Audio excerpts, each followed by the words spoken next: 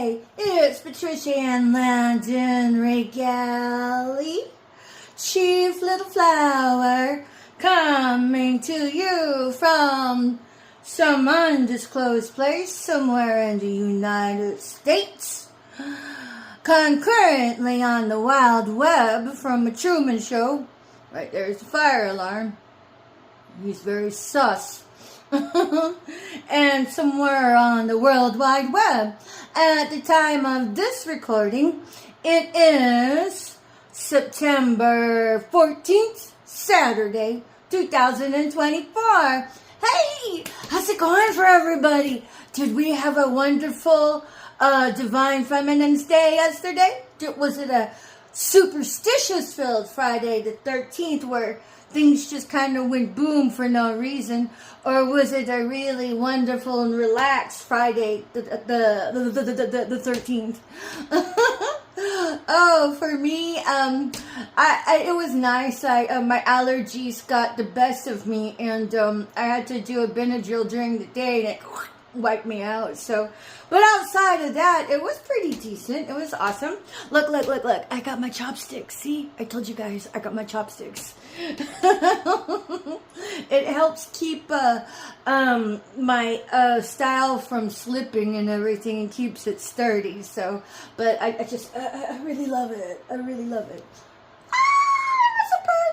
So, but at any rate, oh my goodness, for a targeted individual, gang-stalked individual, especially being punked by those close to you, whether it be neighbors and otherwise, it can be draining, can't it? And so, oftentimes I go back and I revisit my policies to myself, which is, of course, everything that a gang stalker does is between them and themselves, because the target is so plug and play. Anybody that's in that target's position, they would have done the same thing to.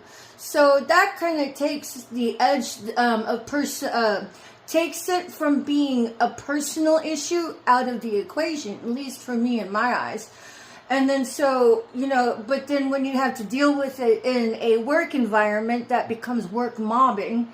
And it can be really difficult to handle with a grace and a sense of decorum.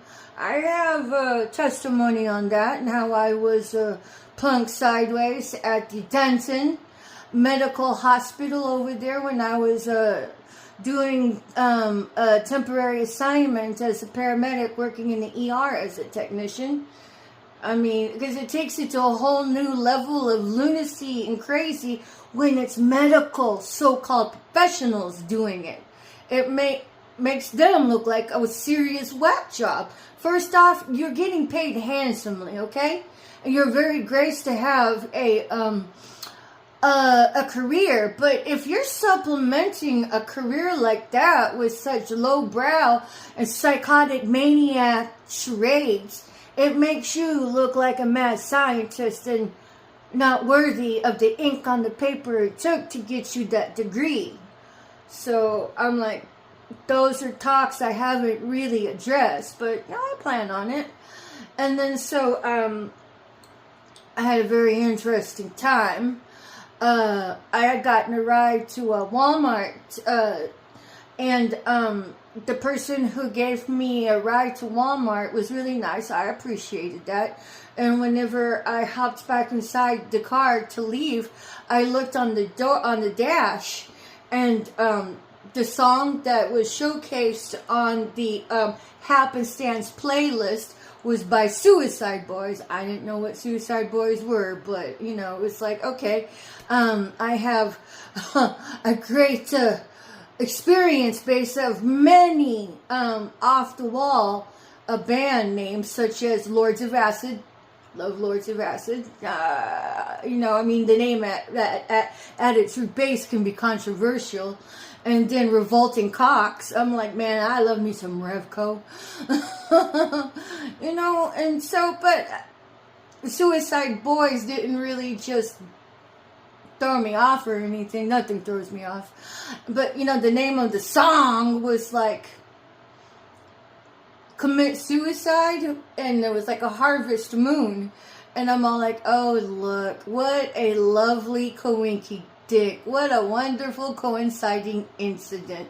And so when I see the coinciding incidences, I just point them out and, that's it. And the person who had given me the ride, I've already asked straight up, are you gang stalking me? And I said, no. So, if that's it, that's one and done for me. Whatever you say, that's the reality that we are going forth from there. Now, if somebody was to say lying to me, this is tantamount as lying to God himself for any one of the targets. Any one of the targets. So that becomes an issue between them and God, and I just move on with my way. But I will say this, that, it's like that tight wire rope act where you're like vacillating back and forth with handling it all with the grace of dignity, grace of under fire whenever you're dealing with somebody who doesn't have a shred of dignity. Because if they did, they wouldn't be gang stalking you to begin with. But it kind of boils down to this. It's like the question becomes, do you allow or can money brainwash you? Do you live your life based on being brainwashed by money? Because when you look at that at its very fundamental level, it's so superficial. It's so, you mean money? Brainwash me? Brainwash anybody who's thinking about it? Because honestly, if you're a gang stalker, you've allowed money to brainwash you, to go against your own morality base, to go against your own ethics. Because everything that the Suicide Squad, because, when you think about it, gang stalkers are the Suicide Squad. It's kind of like back in the day of World War II, you had your SS, the soldiers. I don't know what that means, but SS was a big part of Nazi Germany. But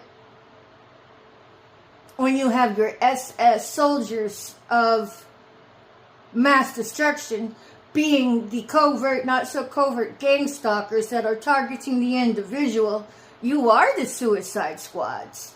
Everything you do is based to destabilize an individual just so you can make some money off of that.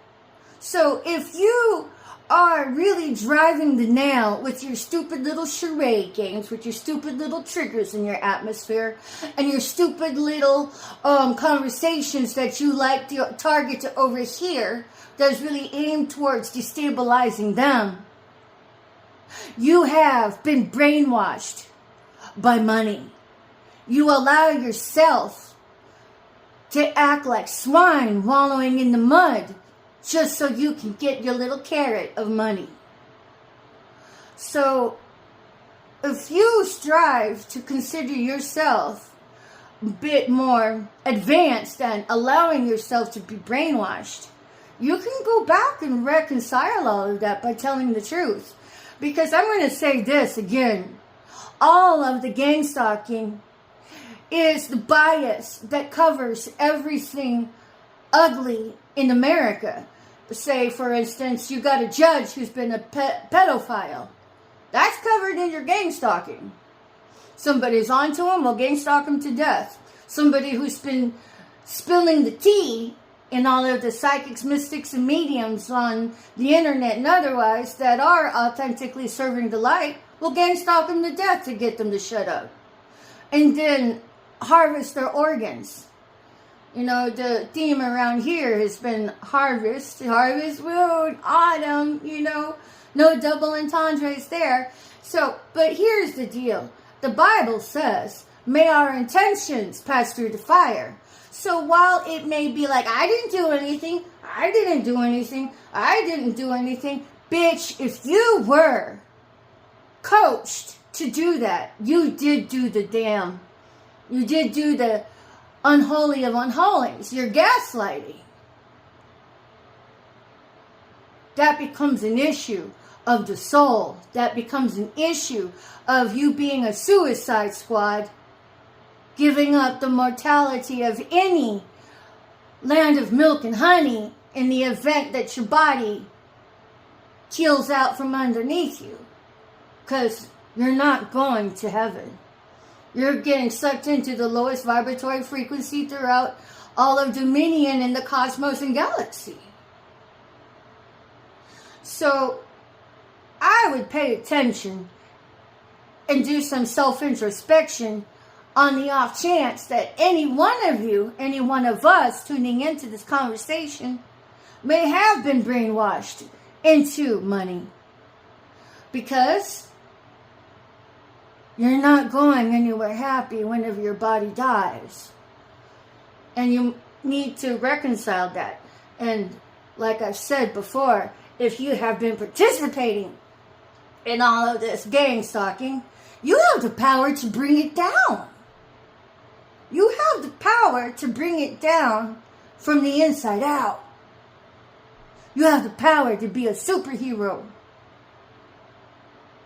Why wouldn't you want to use your experience base to level up your soul and get you out of serving hellish dimensions when your body dies into getting some amendment toward getting sucked into heaven or the land of milk and honey or anything but the hellish dimensions throughout the dominion of cosmos and the galaxy and universe? By telling the truth. By telling the truth. I've prescribed how to tell the truth in other videos.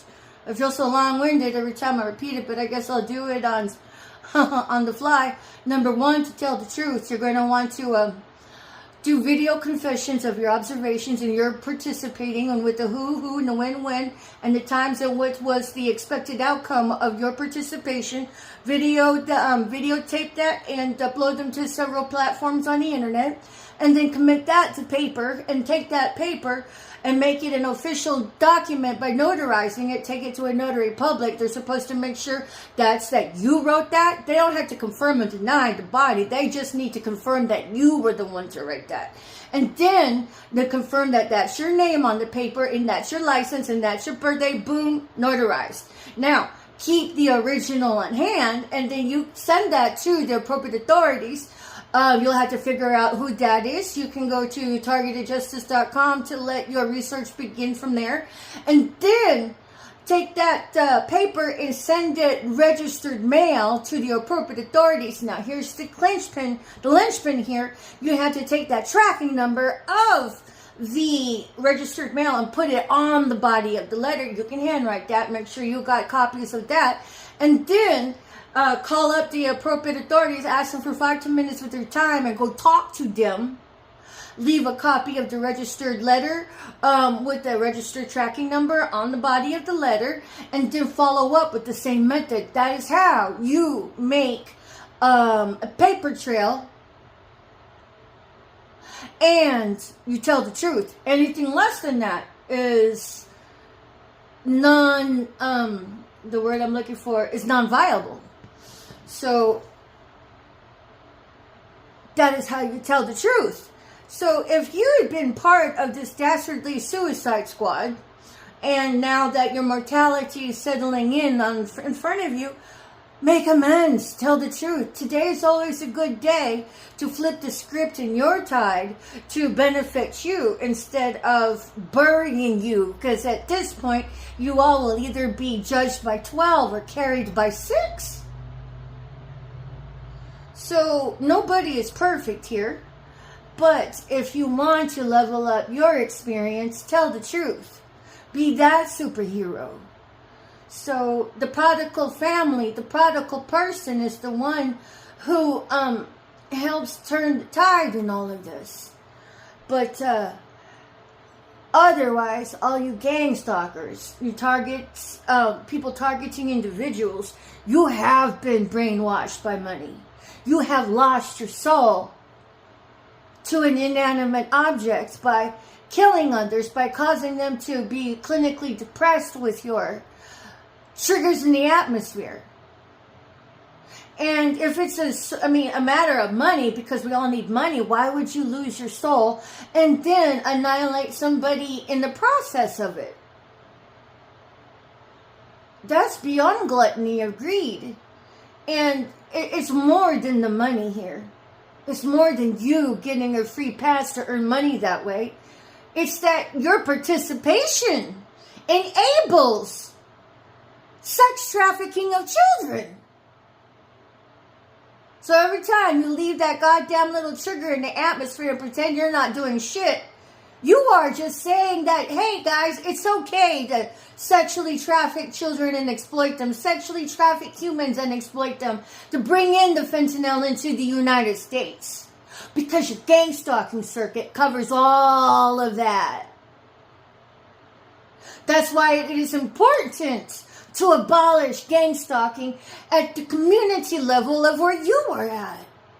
Because all of those infractions, when abolished, all amounts to a building of the foundation to make America strong again. You can say all the idioms you want the livelong day, but unless you have a solid plan to make it come into manifestation of fruition, all you're doing is just placating your own mindset with a bunch of feel-good statements that don't do a damn thing. What you need is to put some hustle in that little booty and walk your talk. Abolish gang stalking at your own community. How do you do that? Well, make your local police departments accountable for producing subjective-objective protocol to protect gang-stalked individuals and to protect the targeting of the individuals getting sucker punched. You need subjective-objective protocol. And do the same prescription of the paperwork trail that I had subscribed. That is how you make people accountable. Because if you just go in and just have a talk with them without a paper trail, it's moshnicks, means nothing. That's why you have to have a paper trail. And keep pounding the pavement until your local police department does produce subjective-objective protocol to protect gang-stalked individuals and to protect targeted individuals. And for all of you politically savvy individuals, ask Trump, ask Harris, how come they haven't even addressed gang stalking? Because what you need is for the presidential candidates to even admit there's gang stalking going on. And if they refuse, well, then they're part of the problem. Why doesn't Elon Musk, what's up, Musk? How come you haven't even used your millions to bring abolishment to gang stalking? Are you getting off on it somehow too? And Mr. Bill Gates, what about you, sir? How come none of you tycoons out there have sat on your hands and done nothing about targeting of the individual? What's up with that? If this solo individual can get up and just start talking about it, do what she can to bring exposure to it, why can't you use any of your finances to invest in an economy that would free oppression, that would bring an end to all of the double standards and biases? Unless, of course, you are profiting from all of the double standards and the biases.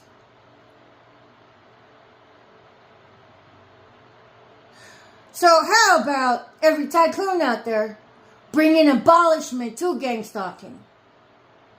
If you really are about altruism. And if not, well, just keep on doing nothing.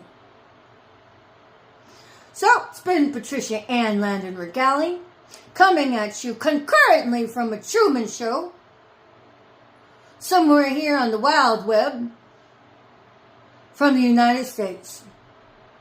Instead of just saying we want to make America great again, how about everybody put it back into it and make America strong again by abolishing gang stalking in each one of your local communities, especially if you are Christian.